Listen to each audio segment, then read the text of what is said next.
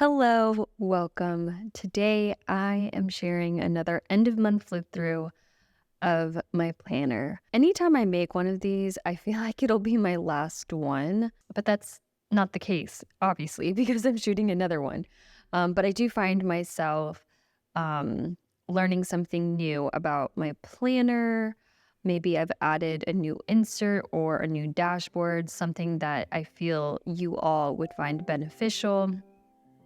So here it is, another end of month flip through.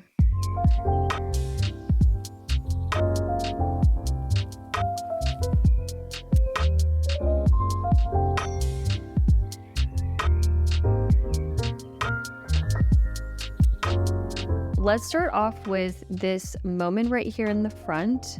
I'm not switching this up anytime soon. It's pretty much stayed the same for the last couple of months. The card holder is from Cloth and Paper, and the page flags are too. These are all from Cloth and Paper. The deco card here is from Poi and Hun. And the clip here is also from Cloth and Paper. It arrived in one of the monthly sub boxes.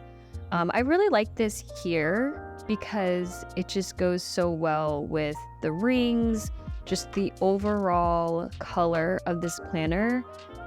I love it. I'm like absolutely obsessed. You guys have no idea. I'm honestly considering on getting the Filofax in a pocket size because I'm considering using the pocket size Filofax for 2024, but we'll see. That's how obsessed I am with this leather cover. So last month I made a vision board for 2023. I wanted to make one at the start of this year, but honestly, it just didn't feel right. Now that I have a better grasp at life, I felt comfortable in making this. So if you're new around here, I will leave a link for this in the cards and the description for you all. This is just a nice reminder of the goals that I have for the rest of 2023.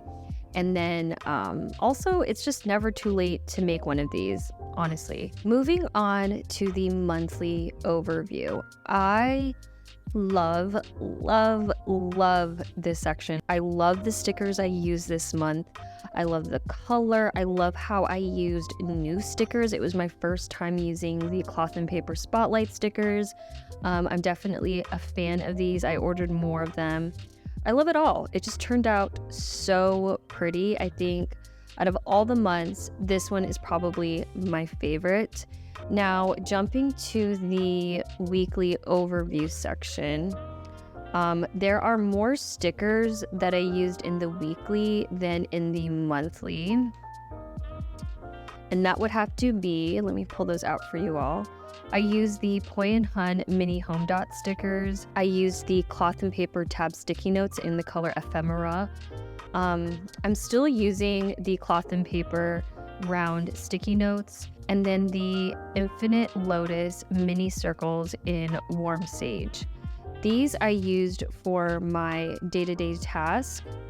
These, I pretty much use these randomly. There wasn't any rhyme or reason to using this. I think if any of the stickers spoke to me, then I used it. But I just wanted to kind of mix it up because I was afraid that I was going to run out of these Warm Sage stickers. So this is what the weekly overview looks like.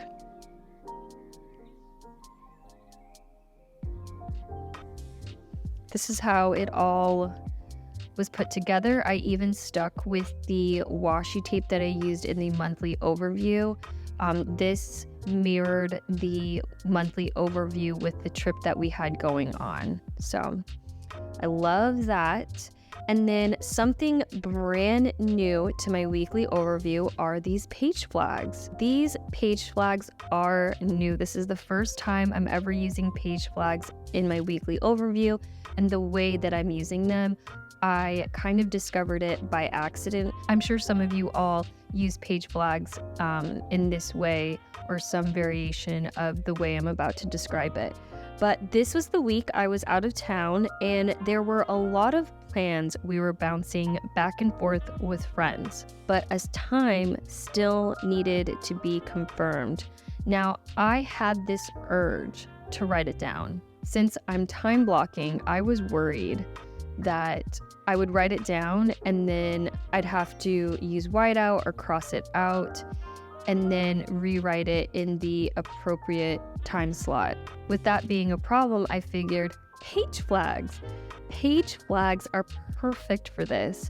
This is perfect. I can write down the activity on a page flag and I can place it where I think it will happen. And if it's canceled or the plans moved to a later time, I can move the page flag like so.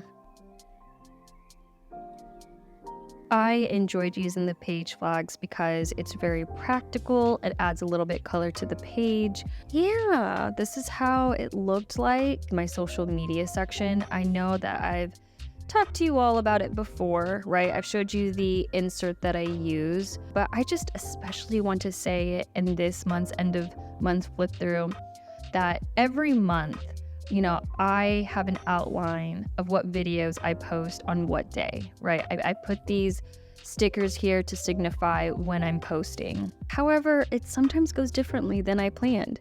I only sometimes stick to the schedule. Maybe I'm pretty consistent for like 2 to 3 weeks out of the month, and then the last week I fall flat. I don't post anything. Either I'm burnt out, I need rest, or I'm just busy. And I am so proud of myself.